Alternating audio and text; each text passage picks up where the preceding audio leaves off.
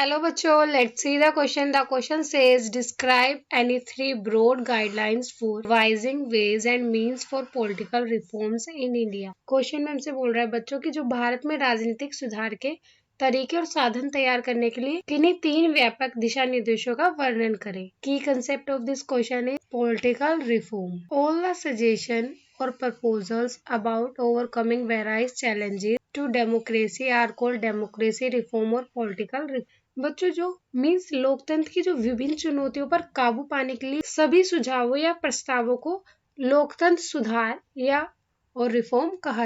One important political reforms should be done for improving democracy in India. देश में बच्चों जो लोकतंत्र में सुधार के लिए एक महत्वपूर्ण राजनीतिक सुधार किया जाना चाहिए वो ये है.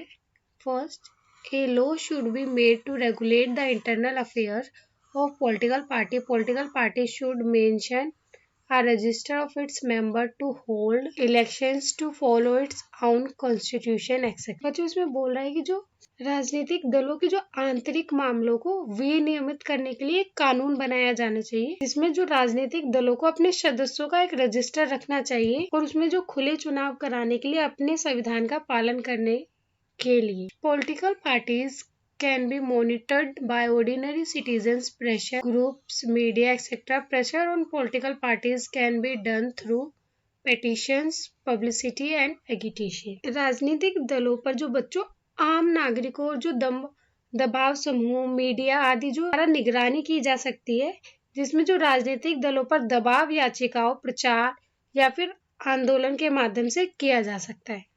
The quality of democracy depends on the degree of public participation. It is difficult to reform politics if ordinary citizens do not directly participate in politics and simply criticize it from outside.